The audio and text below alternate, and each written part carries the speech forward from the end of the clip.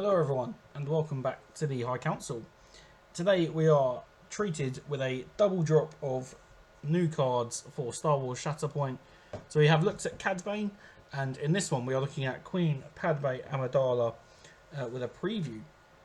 Before we get into the video, please do subscribe to the channel, like the content, let me know down in the comments what you think about Padme, Cad Bane, Shatterpoint in general, if you're enjoying it, looking forward to the new releases, or if this might be one that you skip out on. I know I've spoken to a couple of people who aren't overly interested in Padme Amidala in this format, the Queen with her handmaidens. So who knows, we could get a Attack of the Clones version of Padme down the line, which I'm sure we will do. But let me all know your thoughts down below. We are in the midst of our first giveaway as well, so it is for the Appetite for Destruction squad pack, which is Grievous, Kraken and the B2 battle droids. Rules down below in the description of the video, but essentially, to be in with more of a chance of winning, subscribe to the channel, like the High Council on Facebook, and leave a comment down below. And then the video revealing the winner will come out on Sunday the 20th, so this Sunday. So do let me know down below your thoughts, and if Padme is someone you're going to pick up, or potentially someone you're going to skip out on, or if you're excited about her, anything like that. But we're all here for this particular reason. So have a look at Queen Padme Amidala. So first thing, I haven't looked at this already. I'm kind of doing this as I go, but this is obviously a picture. So she looks really cool. I like the dress. This feels very much Episode 1 of the Phantom Menace kind of. Although we don't see, I don't think we ever see her in kind of combat in all this garb. We do see her in this garb, dressed up like this, and then obviously when she goes to retake the throne room at the end. Spoilers for anyone that's not seen the Phantom Menace, they do retake the throne room at the end. We do obviously see her in a bit of action. I'm wondering if we've got some spoilers for some of maybe future terrain that's coming out. So we've got this obviously very Theed-like looking. The only thing I'm trying to work out is this looks awfully suspiciously, this fountain on the sort of left hand side looks awfully suspiciously similar to something I've printed from either Imperial Terrain or from what is the other one, Corvus Games. So if you are a 3D printer, go and check out Imperial Terrain and Corvus Games. They do awesome stuff. I'm currently in the middle of printing a Theed table for Star Wars Legion, actually, for my local game shop. But go and check them out. Otherwise, this might be official terrain that comes out one day from AMG. It'd be cool if it is. We can kind of only hope. Until then, go and check out some of the other stuff that's out there. But we've obviously got some little spiel about a little bit about Padme. Was actively involved in battles to protect her world when the Trade Federation invaded. So, but we're here to look at the card. So we've got a unit card here. So she is bringing us 8 squad points and 3 force. Queen Padme Amidala. And then she's got a active ability, a reactive ability, an innate ability, and then her identity ability as well. So the only tag she's got is Galactic Republic, which is, I don't know if that's, I should be surprised about that or not. I think I'm a little surprised that it's Galactic Republic, given I guess where this version of Queen Padme Amidala is in the story. Don't feel like she's particularly a Galactic Republic character in the same way that kind of like the clones are, although she is, I guess, technically Galactic Republic. She's got 9 stamina and 3 durabilities. They're kind of what we're seeing more and more for our primary characters. But let's have a look at her abilities. So we've got 1 active ability, Royal Command, costing a force. Choose an allied Galactic Republic unit. Each character in the unit may advance, which is very cool for 2 reasons. Number 1, because it's the entire unit. So if she is using this on clone troopers, for example, both clones are going to get the advance, not just one of them.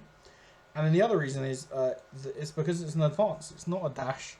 You're going to use that long movement tool, and you're potentially getting some really strong early game movement, or even mid game movement, or late game movement, to try and take some of those objectives. So that could be very, very cool. We've then got her reactive ability. So she's got a coordinated fire. We've seen coordinated fire on our clone brothers before, but this one is all about when an allied handmaiden unit makes an attack as part of a combat action. Before dice are rolled, this unit may use this ability. If the target character is within range 5, the unit suffers 2 damage. So straight damage, no conditions or anything like that, which is very, very nice. Like, you can't block it, you can't defend it or anything like that. It's just a straight up 2 damage. It is going to be interesting to see how many handmaiden units we then get, because it kind of feels like if you take Queen Padme, you've got to take Sabe.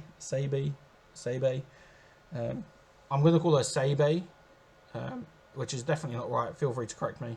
It feels like you've got to then take Sabe and her handmaidens to kind of make the most of this coordinated fire ability.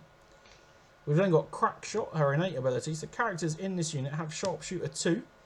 When this unit makes a focus action, each character in the unit may dash. So that's awesome. We'll get on to why that's awesome in a bit, but Sharpshooter 2, obviously, with the focus action, you're rolling an extra 3 dice on those attacks, on those range attacks. Absolutely fantastic, and we'll see why in a bit.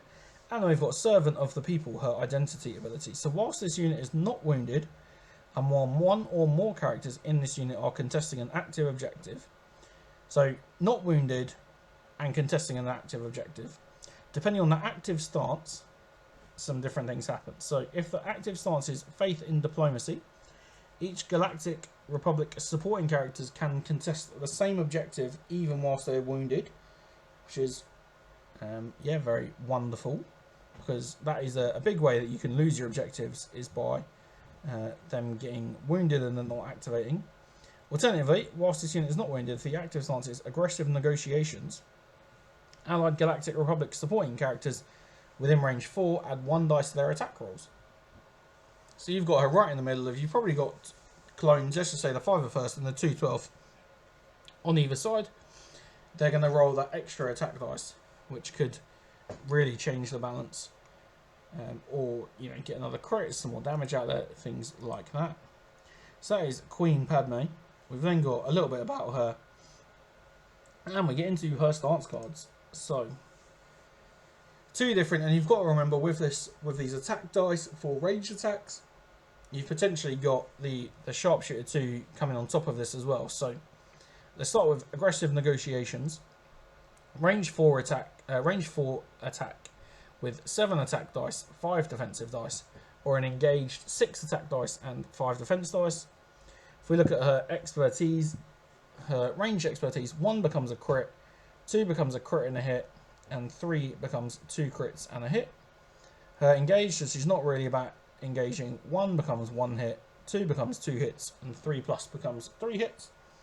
And then defensively, 1 to 2 becomes a block and a heal, 3 to 4 become 2 blocks and a heal, 5 plus becomes 2 blocks, then a crit to a failure, and that heal as well.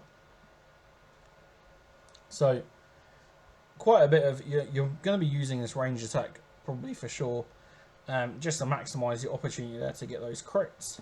And if we look at her combat tree, we've got lots of different conditions and damage that she's going to do across the 2. But starting with Aggressive Negotiations, which unsurprisingly is probably a little bit more about damage.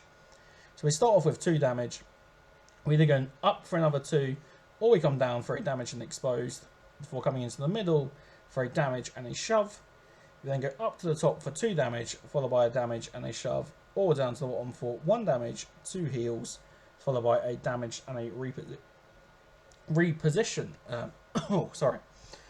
So not as much from this side, other than some just kind of pure damage. We've got 1, 2, 3, 4, 5, 6, 7, 8, sort of 8 maximum. Which, if you're rolling 7 attack dice and you've focused with the Sharpshooter 2 to give you that extra 3 with 10, you would hope that you were getting 5 successes through. So you're probably going to put out at least 7 damage. You're probably getting to this 4th success. Or you could go a completely different way and get kind of the exposed and then the heals up there for either Padme or some of her companions if needed. If we look at her Faith in Diplomacy side, so she's only rolling 6 dice for both attack and range attack and engage attack, and then 5 dice defensively for them both as well. Her expertise then kind of flips, so her ranged expertise 1 becomes 1 hit, 2 to 3 becomes 3 hits, and 4 plus becomes 4 hits. Her engaged expertise 1 to 2 is 2 hits, and then 3 plus is a crit and a hit. And then defensively, 1 to 2 becomes a block and a heal, 3 to 4 becomes a block and 2 heals, and then 5 plus becomes a block, turn a crit to a failure, and 2 heals as well. So definitely a bit more defensive on this side, a little bit more healy than her other side, which is kind of just giving you a bit more blocks. And then definitely not as much damage output on this side. So we have starting with a damage and a shove, followed by damage and a pinned, followed by 2 damage and a shove. And then we can make a choice to go up to the top for a damage and a disarmed, followed by 2 damage, or down to the bottom for a single damage, and then a single damage and a shove. So 1, 2, 3, 4, 5, 6, 7 damage along this top tree, which is going to be the maximum that we're doing, or 8 on our aggressive negotiation side. So then a reminder that if you put these aggressive negotiations and faith with her servant of the people thing, so whilst you're in that faith and diplomacy side, so probably the more defensive side of the two, this side here on the right, you're even whilst wounded, your supporting Galactic Republic characters can still contest objectives, or you've got the aggressive negotiation side when your supporting characters are going to be doing an extra attack dice on all their attack rolls. We're going to go back to this one. So that is kind of it. Obviously, we've got a little bit more spiel about here. If we have a look at her on the web store, we've got a release date of the 1st of September, which is going to be wonderful, hopefully. We can just have a look at, hopefully we get the